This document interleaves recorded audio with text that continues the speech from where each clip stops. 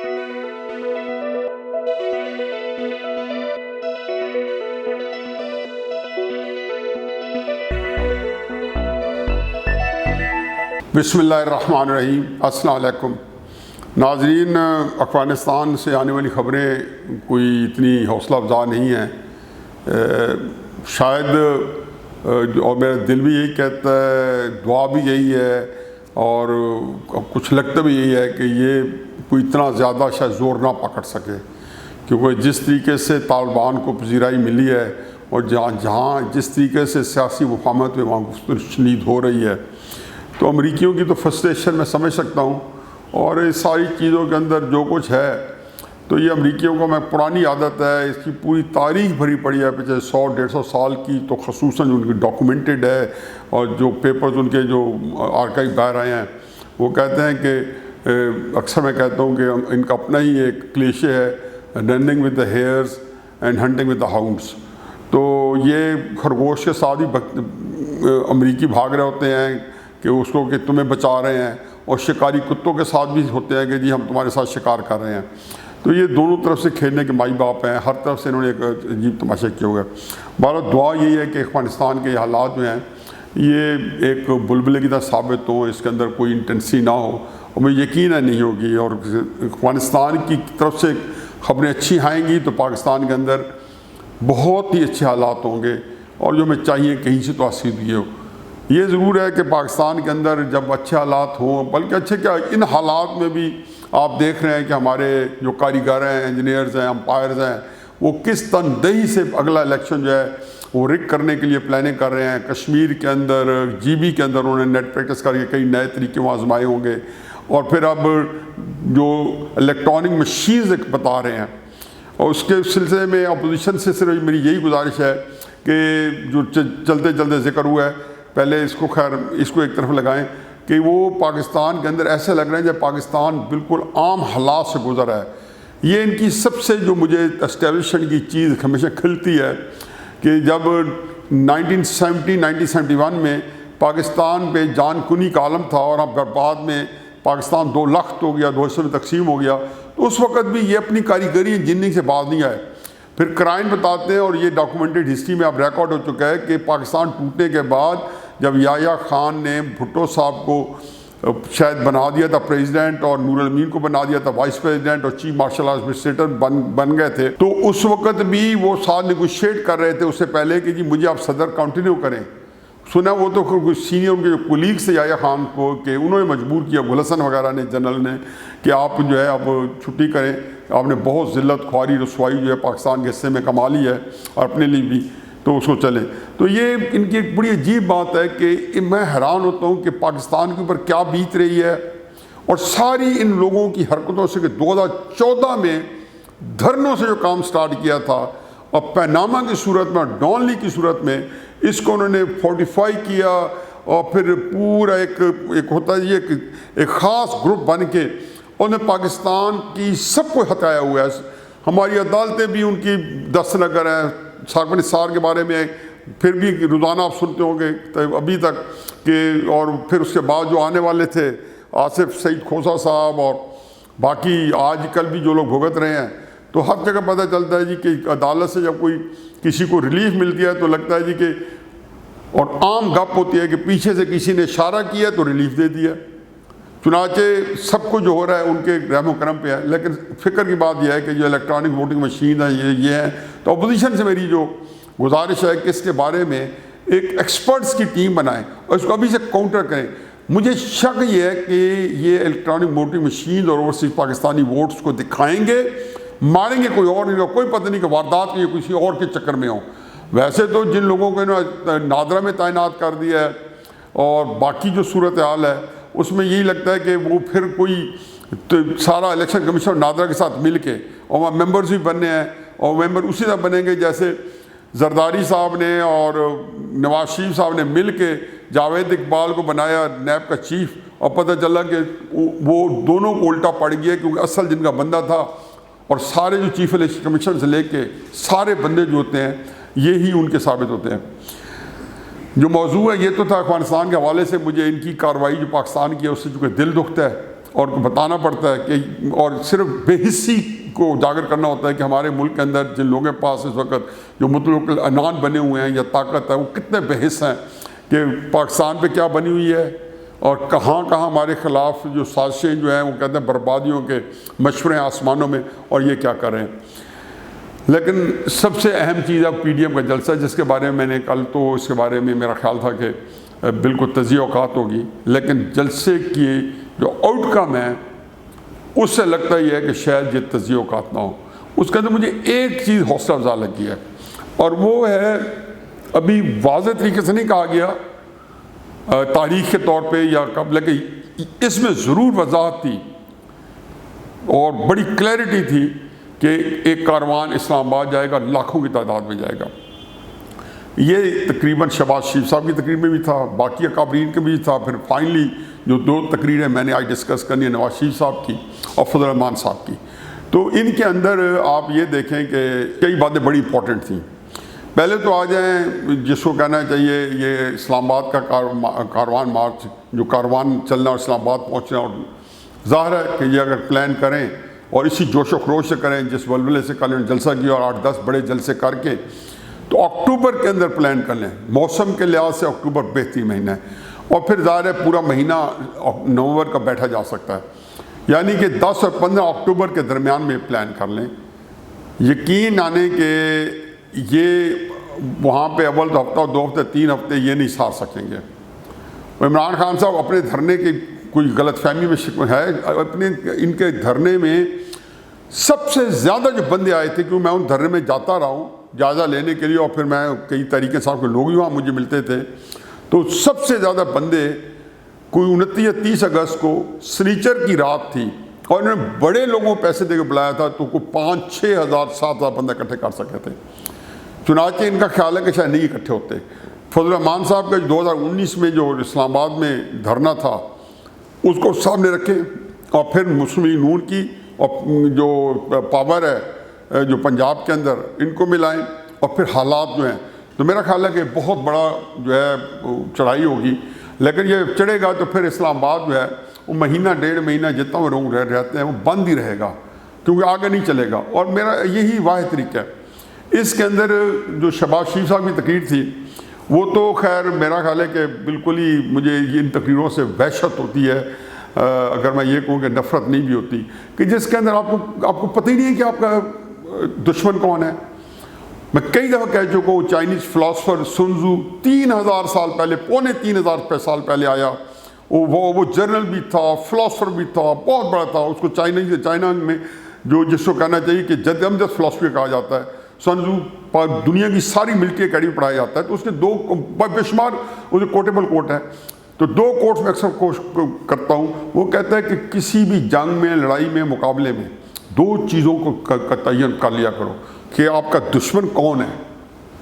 اور اس کو آپ جانو دشمن کون ہے۔ یہ نہیں کہ آپ کا مقابلہ جو ہے وہ اس وقت اسٹیبلشمنٹ کے ساتھ ہے تو آپ عمران خان کو گالیاں دے رہے ہو۔ عمران خان صاحب کا مقابلہ نواز شریف اور زرداری صاحب سے تھا فرض کیا، تو وہ فضل الرحمان کو رگید رہے ہوتے تھے، جو کہ ان کا میچ ان کے نہیں پڑتا تھا، تو وہ کہتے ہیں know your enemy and know your self, پھر اپنی اوقات بھی دیکھیں آپ کی اپنی طاقت کیا ہے۔ تو یہ 2 چیزیں۔ اب جب شہباز شریف صاحب یہی نہیں پتہ چلنے دیں گے کہ دشمن کون ہے، تو یہ مسلم نون کا جو کنفیوژن ہے نا نواز شریف اور شہباز شریف کی تقریروں کے اندر، وہ تھوڑا سا بڑھ گیا، کیونکہ شہباز شریف اگر تقریر نہ کرتے اور نواز شریف کرتے تو نواز شریف کی تقریر میں بڑی کلیئرٹی تھی، بڑی واضح اور بہت ایک 90 تول الفاظ کے ساتھ، اور فضل الرحمان صاحب کی یہی تھی، اسے بات کرتے ہیں۔ لیکن شہباز شریف صاحب کو تو مجھے آج قائداعظم کے مزار پہ کھڑے تھے، مجھے تو خیر بہت ہی ذاتی طور پہ بہت اچھے لگتے ہیں، کیونکہ ایک غیر معمولی وزیر اعلیٰ رہ چکے ہیں، اپنے ڈنگ کے بین الاقوامی سطح پہ متا چکے اپنے کاموں کی وجہ سے، جن جن ملکوں کے اس نے معاملات کیے ہیں وہ سارے ان کے قائل رہے ہیں، اور انہوں نے ان کی بڑھ چڑھ کی تاریخ، ابھی تک وہ ان کے مرید بنے ہوئے ہیں۔ اور یہ ساری صفات کے باوجود ان کا جو طریقہ سیاست ہے وہ مجھے ایک آنکھ نہیں پاتا۔ میں ہمیشہ ان کو کہا کرتا تھا کہ میں کہا شہباز صاحب 3 چیزیں چاہیے۔ ایک آپ کو جو اس کو جاننا چاہیے حکمت چاہیے، تدبر چاہیے کسی لیڈر کے لیے جو ٹاپ پہ ہے۔ دوسری آپ کو چاہیے ایک ویژن، اور تیسری چاہیے دلیری. یہ تینوں چیزیں ہوں تو یہ تو ہوتا ہے قائد اعظم محمد علی جناح, یہ تو ہوتا ہے لینن جیسے لوگ ہوتے ہیں, یہ گاندھی بھی کر لیں, یہ بڑے لیڈر ہوتے ہیں, نیلسن منڈیلا ہوتے ہیں. لیکن اگر اس کے بعد آپ ایون بھٹو بھی کر لیں تو یہ میں اس کی ابھی کوالٹی کو نہیں دیکھ رہا ہوں, میں ان کی جو کیپیسٹی ہے جو اس کو دیکھ رہا ہوں. لیکن دوسری بات یہ ہے کہ اگر فرض محال تینوں میں سے ایک چیز ہو تو وہ دلیری ہو. آپ تدبر اور حکمت اور یہ بھی ظاہر ویژن جو ہے چلو کسی لیڈر میں بھی نہیں ہے, گزارا چل جائے گا, لیکن ڈرپوک آدمی قیادت نہیں کر سکتا. آپ 100 کہتے رہیں کہ جی آپ کوئی مفاہمتی پالیسی کرتے ہیں, نہیں, یہ بیسیکلی ایک انسان کا اندر سے ڈر ہے. جو میں کہتا ہوں کہ آپ کو جو نواز شریف صاحب کی جو دلیری ہے آج اسی کا کھا رہے ہیں. مریم نواز صاحبہ نے جو نواز شریف صاحب کی سیاست کی بغیر اناؤنسمنٹ کے اب وارث بن گئی ہیں کہ پیر پگاڑا صاحب جو فنکشن لیگ کے ہیڈ ہیں, تو شہباز شریف صاحب کو کہا کہ اگر آپ مفتاح اسماعیل کے الیکشن میں مریم نواز صاحبہ کو بھیجتے تو یہ الیکشن آپ نے نہیں ہارنا تھا. مریم نواز صاحبہ جو ہیں آپ جب بھی دیکھیں گے اگلے جلسے میں شاید نواز شریف صاحب کی ظاہر ہے کہ ایک لوگوں میں محبت ہوگی, لوگ ڈیمانڈ کریں گے الیکشن کے اندر کہ مریم نواز صاحبہ مہم چلائیں. ضمن میں یہ بھی بات کر لوں کہ مسلم لیگ کو اب اس سے نکل آنا چاہیے. میرا خیال ہے کہ لوگوں کے جو مسلم لیگ کے چاہنے والے ہیں یا ماننے والے ہیں مسلم لیگ کے ہیں, ان کے مطابق ذہن پہ فیصلہ کریں اور مریم نواز صاحبہ کے حوالے پارٹی کر دیں. نواز شریف صاحب اور شہباز شریف صاحب دونوں مل کے ہنسی خوشی برضا اور رغبت مریم صاحبہ کے حوالے پارٹی کر دیں. یقین جانو کہ آپ کے پاس ٹائم بہت کم ہے. اگر اگلا سال الیکشن کا ہے جو کہ ہمیشہ ہونا چاہیے, چوتھے سال کے بارے میں ہمیشہ سمجھے کہ الیکشن یہ ہے, اور 5 سال تو خیر مجبوراً ہوتی ہے, اگر نہ چوتھے سال میں ہوتا ہے 5 سال ہوتے ہی ہوتا ہے. آپ جو کچھ کر رہے ہیں سو الیکشن کی طرف جا رہے ہیں. پی ڈی ایم کی موومنٹ بھی الیکشن میں جائے گی, لیکن اگر اس کے اندر ایک ہی سٹیج پہ 2 بیانیے آئیں گے, چلو اس کو بھی ایک طرف رکھتے ہیں. اور پھر یہ ہے کہ جی مریم اگر جاتی تو میرا خیال ہے کہ مسلم لیگ کے لوگ مزید کرو فر کے ساتھ عام آدمی, وہ نہیں جو ورکر, ایک عام مسلم لیگ کا ووٹر سپورٹر جو ہے جس کے لیے تھوڑی سی ہمدردی ہے, وہ مریم کے لیے نکل آتا. یہ جیسے کہ عمران خان کے لیے ان کے ورکر ہلکے سے سپورٹر بھی نکل آتے ہیں, فضل الرحمان صاحب کے لیے جیسے ان کے ہلکے پھلکے سپورٹر بھی نکل آئے تھے. یہ کوالٹی مسلم لیگ میں اب یہ چیز جو ہے جو انٹائز کرنے کی, اٹریکٹ کرنے کی کراؤڈ کو, وہ مریم نواز کو منتقل ہو چکی ہے. یہ شہباز شریف صاحب کو بھی بات سمجھنی چاہیے اور نواز شریف صاحب کو. اگر کوئی اور انٹرسٹ نہیں ہے, اگر خاندان کے اندر کوئی اور نہیں ہے, تو خدا کا وہ جانتا ہے کہ ان کو فوری طور پہ حوالے کرنا ہوگا. اب جو قائد-اعظم کے مزاج پہ بھی اب شہباز شریف صاحب نے بات کی تو فرما رہے تھے جی کہ خیر آن اے لائٹر نوٹ کہتے ہیں جی کہ قائد-اعظم نے خواب دیکھا ویلفیئر اسٹیٹ کا. اس سے پہلے اقبال نے اپنے شعروں میں اسی تعبیر دی. تو مجھے تھوڑا میرا خیال وہ تھوڑا ان کو اندازہ نہیں ہوگا نا, شہباز صاحب یہ تو اچھی طرح جانتے ہیں کہ خواب جو کچھ بھی تھا علامہ اقبال نے دیکھا تھا, اور تعبیر جو تھی وہ قائد-اعظم نے کی تھی, کیونکہ تو یہ نہیں تھا کہ تعبیر پہلے آ گئی تھی اور خواب بعد میں آیا تھا. یہ تو لائٹر نوٹ پہ. لیکن ایک بات جو سیریس ہو کے کرنی ہے کہ جی قائد-اعظم نے ویلفیئر اسٹیٹ کیا. میں کہتا ہوں آپ کے منہ میں کیوں لکنت آ جاتی ہے کہ قائد-اعظم کی کو پڑھ لیں. اگر یہ بات نہیں وہاں سے آپ کو ملتی پھر میں کہتا ہوں آپ صحیح کہیں کہ قائد-اعظم نے اس کو ایک مسلمانوں کے لیے مثالی اسلامی ریاست بنانے کا تعین کیا. تو انہوں نے کہا یہ رول ماڈل مسلم اسٹیٹ ہوگی پورے عالم اسلام کے لیے. اور ہمیشہ وہ کہتے تھے کہ قرآن اور سنت کے اندر سب کچھ میرے لیے موجود ہے, مجھے کسی سے کوئی, وہ کہتے ہیں پاکستان کا آئین کیسا بنے گا, تو انہوں نے بتایا کہ قرآن اور سنت کے اندر میرے لیے سب کچھ موجود ہے. پتہ کیوں لکنت ہو جاتی ہے. اور عمران خان جو کہ بڑا ان کو یہ کریڈٹ جاتا ہے کہ اسلام کا نام لیتے ہیں, لیکن اسلام کے ساتھ وہ ویلفیئر کا دم چھلا لگاتے ہیں. قائد-اعظم کے منہ سے ویلفیئر اسٹیٹ جو ہے نہیں نکلا تھا, نہ قائد-اعظم کے منہ سے کبھی سیکولر اسٹیٹ نکلا تھا, نہ ویلفیئر اسٹیٹ نکلا تھا. تو یہ پتہ ویسٹ کو خوش کرنے کے لیے ساتھ ویلفیئر لگا دیتے ہیں. اور شہباز شریف صاحب تو مزید جو ویلفیئر ان کو خیال ہوتا ہے کہ شاید, تو یہ تو آج انہوں نے قائد-اعظم کے مزار پہ ایک پریس کانفرنس کی حاضری کے بعد تو یہ ایک ایسی عجیب و غریب بات کی کہ اس کو تھوڑا سا ہائی لائٹ کرنا ضروری تھا. اب آ جائیں فضل الرحمان صاحب, نواز شریف صاحب کی تقریریں, جن کے اندر میں نے پہلے بتایا ہے کہ بغیر لفظ چبائے انہیں کمال کی تقریریں کی. اب ایک بات تو کلیئر کر دی نواز شریف صاحب نے کہ جو اکتوبر پچھلے سال 2020 میں جو انہیں تقریریں 4 کی تھیں اور انہیں گجرانوالہ میں جس وضاحت کے ساتھ بتایا تھا کہ ہمارے ساتھ واردات کس نے کی ہے، اس کا انہوں نے کل اعادہ کیا ہے۔ اور یقین جانو کہ عمران خان صاحب بالکل ضمنی تھے جو آخر نے بتایا کہ اس کو آپ لائے ہیں تو یہ مہنگائی ہو گئی ہے، بربادی ہو گئی ہے، کشمیر چلا گیا، جو فضل الرحمان صاحب نے یہ کیا۔ دونوں نے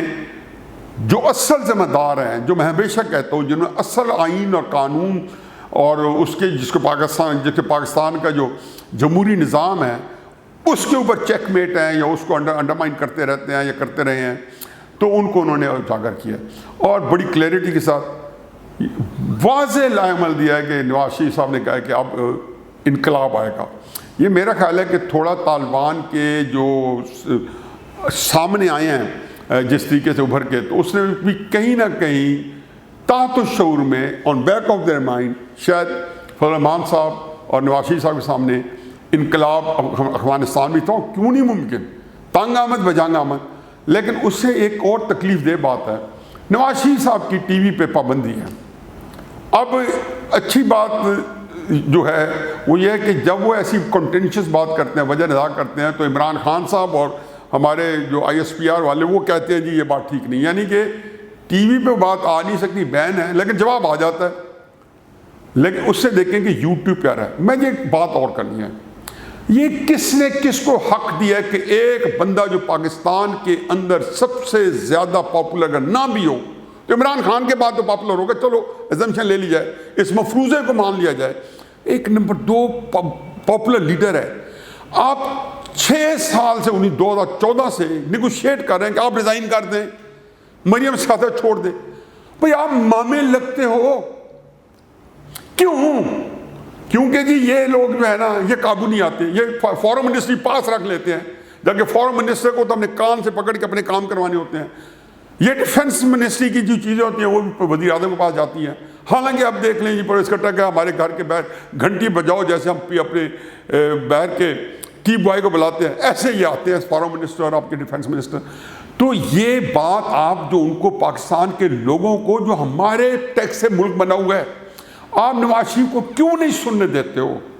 آپ کو کس نے یہ حق دیا ہے کہ آپ اس کی ٹی وی پہ بین کریں؟ مجرم ہیں جس طریقے سے ارشد ملک کا اور جس طریقے سے آپ لوگوں کی عدالتیں اور جسٹس شوکت صدیقی جو نواز شریف صاحب نے ذکر کیا ہے، جس کے پاس آپ کا ایک ادارے کا سربراہ جاتا ہے اور کہتا ہے کہ ہماری 2 سال کی محنت رائے گاہ نہیں جانی جو نواز شریف صاحب کو آپ نے سزا برقرار رکھنی ہے، یہ پاکستان چلانا چاہتے ہیں آپ خدا گواہ ہے کہ غیر مرئی طور پہ غیر محسوس کیتے ہوئے یہ 1971 کا جو ٹکراؤ ہوا تھا، مارچ سے لے کے 1971 تک پاکستان ٹوٹا، تو اس سے بڑے ٹکراؤ کی طرف آپ لے آئے پاکستان کو۔ یقین جانو کہ اس ملک کے اندر آپ کی سپورٹ کرنے والے لوگ دب جائیں گے۔ یہ اس وقت پتہ چلے گا جب عمران خان جب موومنٹ الیکشن کمپین چلانے جائیں گے نا، اس وقت آپ دیکھیں گے کہ لوگوں نے اگر کمپین نہ چلانے دی پھر آپ کو پتہ چلے گا آپ کہاں کھڑے ہیں، اور اس میں پارٹی بن چکے آپ ایک آئین کے تحت حلف اٹھائے ہوئے ہیں۔ اپنے آپ سے پوچھیں، اللہ کو حاضر نار جان کے خانہ کعبہ میں جا کے پوچھیں کہ جو حلف اٹھاتے ہیں آپ اس کے مطابق پاکستان میں آپ کو جو تنخواہ دیتے ہیں ہم ٹیکس پیئرز، اور اس تنخواہ کے اوپر اتنے بڑے عہدے کے اوپر آپ نے حلف اٹھایا کہ میں یہ کام کروں گا آئین پاکستان کے مطابق، اس کی خلاف ورزی نہیں کروں گا، تو وہ مجھے بتائیں کہ آپ کو کیا جواب ملے گا؟ اللہ میاں کو نہیں معلوم کہ آپ اپنے حلف کی دھجی اڑا چکے ہیں؟ آپ کے دفتر جو ہیں وہ پاکستان کے خلاف، پاکستان کی سیاست کے خلاف، آپ کے پسندیدہ لوگوں کے خلاف سازشوں کے گھر بنے ہوئے ہیں۔ چنانچہ نواز شریف صاحب کی آپ نے تقریر تو نہیں دکھائی، یوٹیوب کا اللہ تعالیٰ بھلا کرے، وہاں تو جب آتی ہے نا ٹی وی پہ دکھا رہے ہوتے ہو یا فضل الرحمان صاحب کے ٹو ایک لفظ منہ سے نکلتا ہے نا تو ساتھ ٹو، یوٹیوب پہ یہ ٹو نہیں ہوتی، ایسی کرسٹل کلیئر۔ میں نے لائیو تقریریں سنی، مزہ ہی آ گیا۔ میں تو سنتا ہی نہیں پاکستان ٹی وی پہ اپوزیشن کی تقریریں، کہ مجھے پتہ ہے وہ نہیں دکھا سکتے۔ جب میں اپنے طور پہ ٹی وی بیٹھا ہوتا ہوں مجھے پتہ ہے کہ ہم کچھ کئی باتیں نہیں کہہ سکتے، ہمارے پابندیاں لگی ہوئی ہیں۔ اسی فرسٹریشن میں تو لوگوں نے آگے یوٹیوب چینل کھولے،